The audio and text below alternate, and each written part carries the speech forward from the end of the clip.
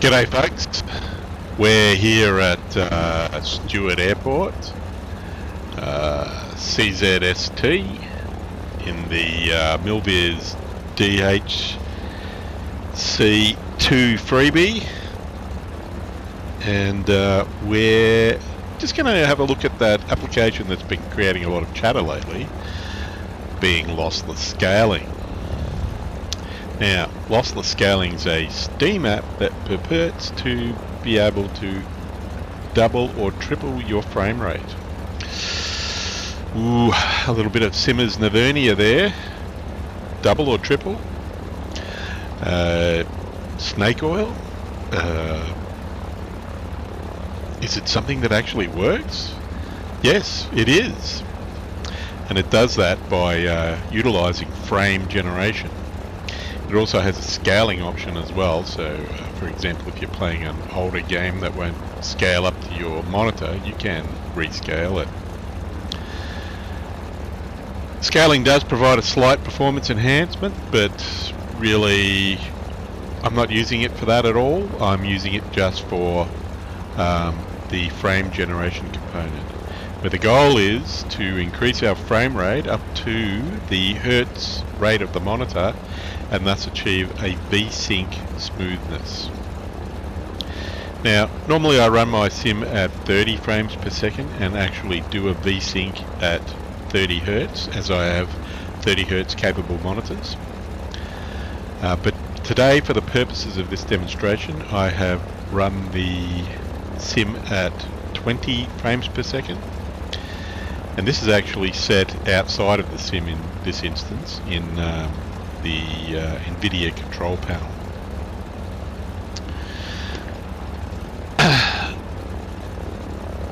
Okay, so let's just bring across the Lossless Scaling UI and run through what options it provides. Okay, here's Lossless Scaling. Now, you've got the capability to create a profile, which itself has a few options where you can title it, provide the filter, and you can set it to auto scale if you want, which essentially turns the system on, turns lossless scaling functions that you've defined on. We have scaling mode. Now I've got it set to custom and I want the scale factor of 1, and I have resize on before scaling. And I've got it set that way because basically there's just that or auto. Really doesn't have much in the way of options there.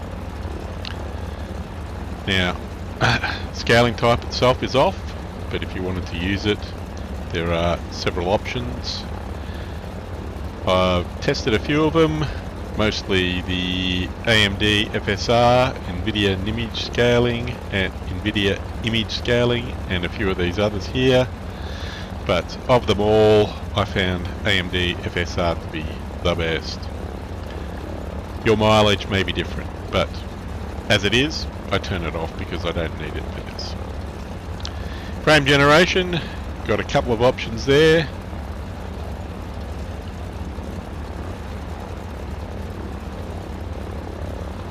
As you can see, it recommends using the really to use the 2 times, and recommends higher frame rates already and a high hertz monitor for best quality. Given we don't have that, we're just making do with what we've got, which is 60 hertz in this particular instance for the monitor and 20 frames per second in the sim, which will make the change very visible. 3 times because we need to generate 2 intermediate frames to bring it up to 60 frames per second. There's a performance option should you need it. We've got it off here.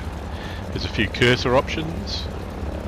We've got vertical sync turned on because we want to sync with the hertz rate of the monitor. So at 60 frames per second will sync with 60 hertz and render us a very smooth flying experience.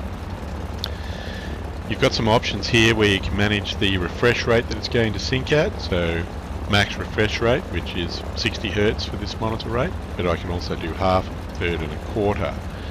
So there's many options there. For instance, I could do half refresh rate and mode times 2, and set my frames per second at 15, so that I would get 30 frames per second, and I would sync to half of the 60 Hertz being 30 Hertz, which would provide for nice smooth flying. There's many options. If you've got higher Hertz monitors, for instance a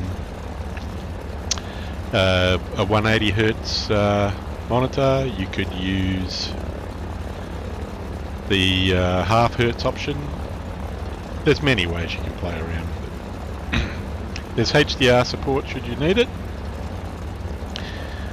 I'm going to allow tearing to reduce latency as low as possible. The draw FPS is going to be drawn in the top left hand corner. Our capture API is WGC. Now normally I'd use DXGI, but in this case I'm using WGC because I want to record this screen. None of the other options allow screen recording, for me at least. Got some double buffering, and we have multi-display mode. The purpose for being what that does is it keeps lossless scaling running and applying to the main window when the window loses focus. So for example, if I move my cursor out to do things in little nav map or one of the other apps such as Active Sky or anything else that I happen to be running at the time, a web browser, active frame generation will still be occurring within the sim. Anyway, those are the options, and we just hit the scale button for it to actually occur. There's a countdown of 5 seconds and away it goes. So we'll just move that off the screen, and we'll just take a look at the GPU usage. So at the moment we're consuming 75% of our GPU percentage. We're using about half our GPU memory, and GPU temp and fans are under control. The GPU is a RTX 3080 Ti. It's actually an NVIDIA card, for those who are not aware. Not one of the most current, but certainly satisfactory for what I'm using it for. Okay, we'll drag that off. Now, because we're synced at because we're running the sim at 20 frames per second, when I pan around you can clearly notice that 20 frames per second whilst maintaining quite well is in fact not at all what I would call a smooth experience. Certainly not a v-synced smooth experience. So I'm just going to continue the panning, and what I'll do is I'll activate lossless scaling, and we'll see the difference when it kicks in. Now, hit scale, 4, 3, 2, 1, and it's synced. Now look at that. 60 frames per second. Not all peaches and cream though. See on the top of the roofs.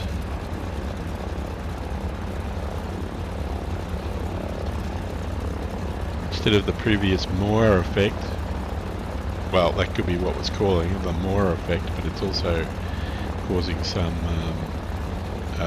frame generation artifacts, and you can see it on the wings of the plane the forestry words are affected by frame generation. You might see some ground effects such as blurring.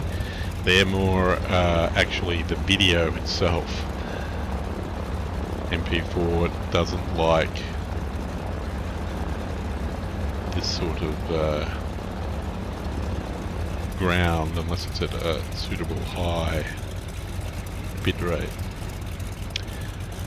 But it's not visible on the sim itself. It's all pretty good. Now you'll see some frame generation artifacts near the bottom of the screen. Typically that's where you see them on the edges.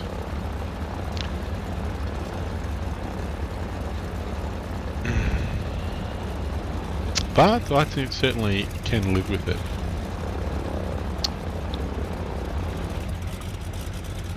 For the vsync smoothness it provides for.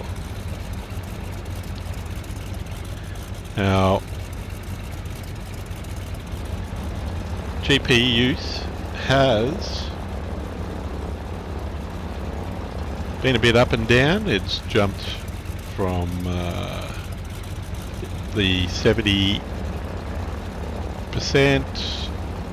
70 odd percent up to the high 90s, and it's currently about the 80, 70, between 80 depending on where I sit when I rotate around.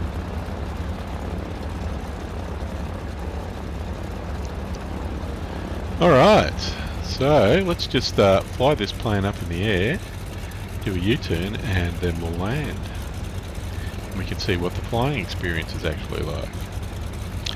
I've chosen this airport because it's got these corrugated iron roofs that show both a Moore effect and the frame generation artifacting quite well. Same for the plane. The words on the wings make it stand out. But overall, let's see how we go. And GPS isn't working. Let's just fix that.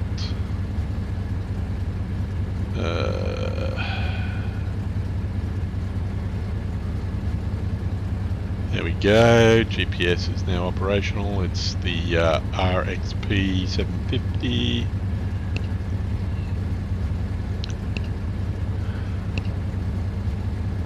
I'm just going to turn off tours because it's super annoying when you're flying. System test okay. It's super annoying when you're flying low.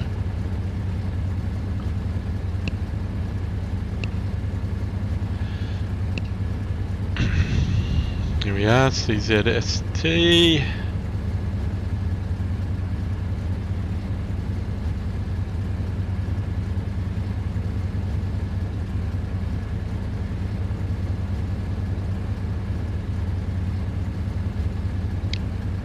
And our weather radar is there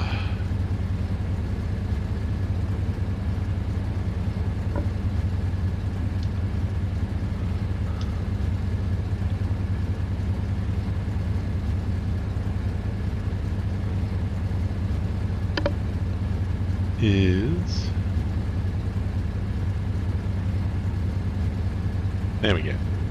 Our weather radar is provided by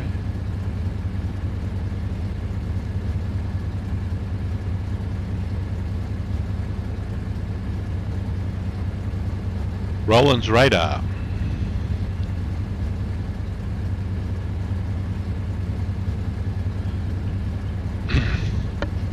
Which I have adapted to provide to fit into the previous Milviz weather radar.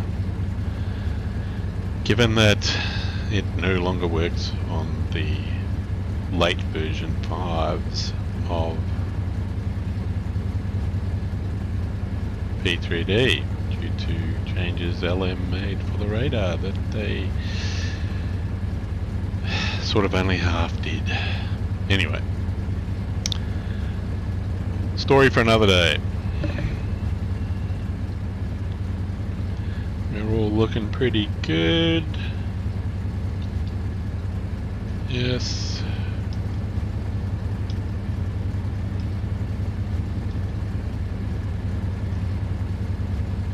Alrighty, we'll just taxi out. Take off.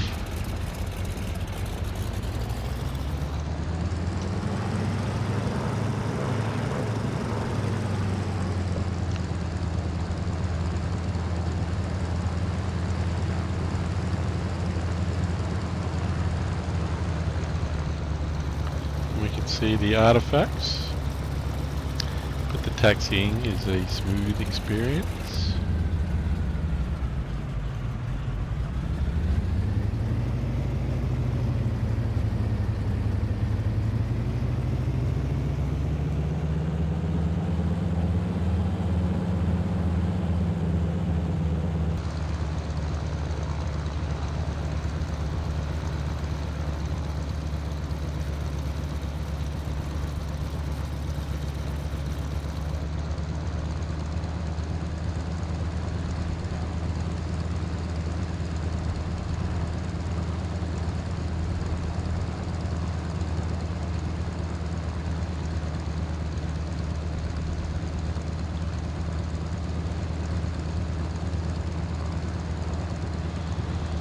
And the grass, never noticed that before, the grass appearing in front of me as I get closer to it. Must be seems to be a fairly high detailed airport. I mean, those ground textures look like you can almost touch them. Anyway, let's turn around because we want to do some flying. And then we'll come in and land. Where hopefully I won't botch the landing. This thing's been a little bit freaky to land. Not that good with 3 tail wheels, I should say. Tail draggers. Alright, let's get this up in the air.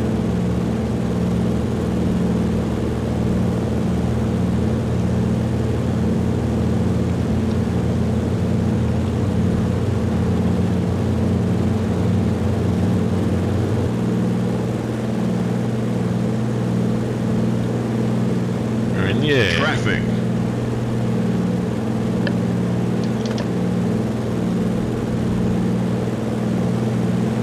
Just left over the town. This flying's very smooth. Don't sink. Don't sink. Tours is on my Don't back. sink. Don't sink. Don't sink.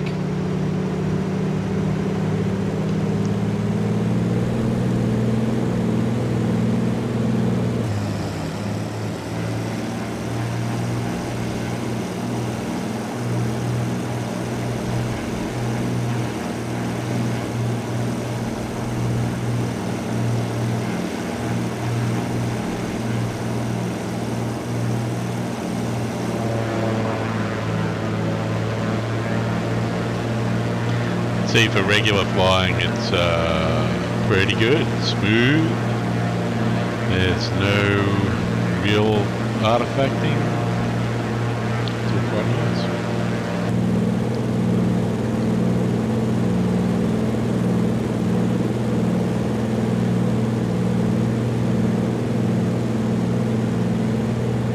Alright, let's come in. Just slow down. We'll overfly the town.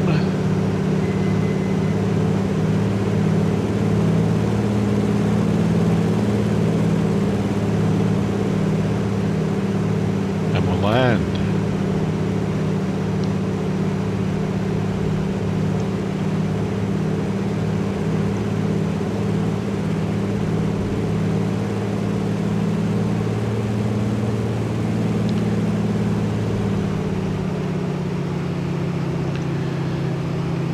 We'll do a low pass over the town. Mostly because 500. that should show quite well if there's much in the way of artifacting whilst flying from the cockpit.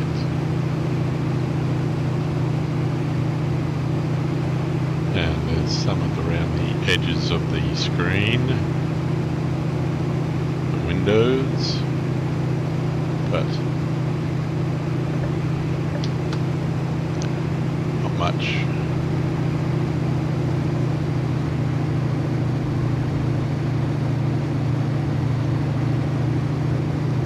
Traffic. I don't see it.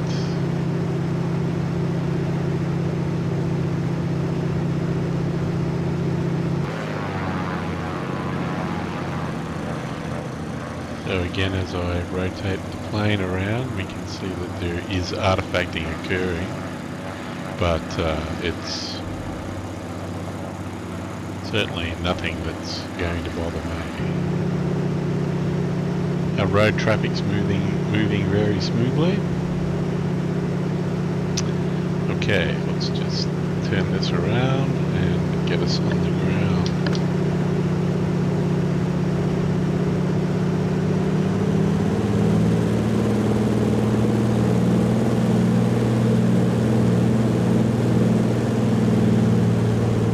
Where's the airport? Traffic. Don't sink. Turn too soon.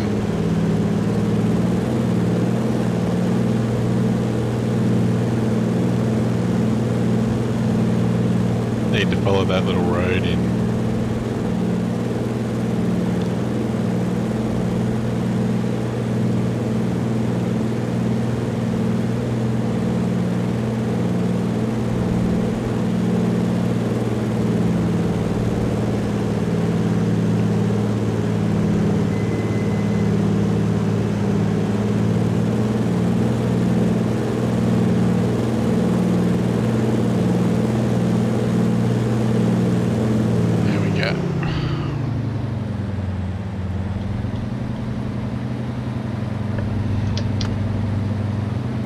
Traffic. Okay, here we go, here we go.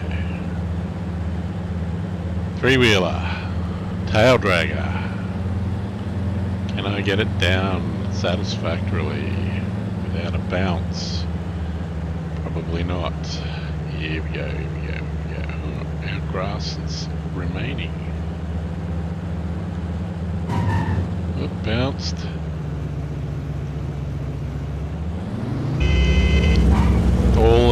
But we're on the ground.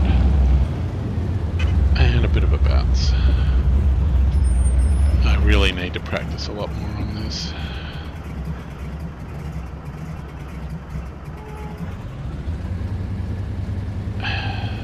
Okay, let's turn.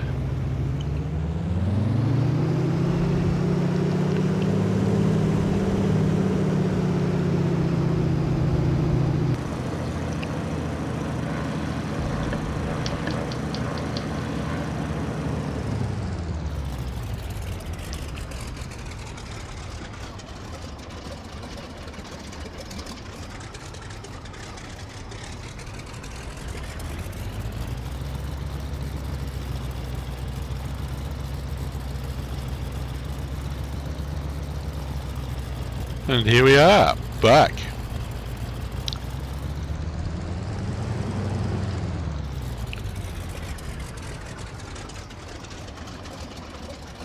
Well, there we have it. Frame generation in flight. Best $10.25 Australian I ever spent when it comes to improving flight sim experience. Once again, we will just deactivate lossless scaling, and then we will check what it looks like at 20 frames per second, and we will now hit the scale 4, 3, 2, 1, and we're scaled to 60 frames per second. I hope that helps those who are having trouble understanding the use of lossless scaling and its frame generation components. Also, if you're using a sim that provides for frame generation already because you're on a 4000 series graphics card, you should really turn the internal frame generation off, because they're going to clash, given they have to insert frames that they generate themselves. Anyway, that's all from me. Happy simming. Cheers.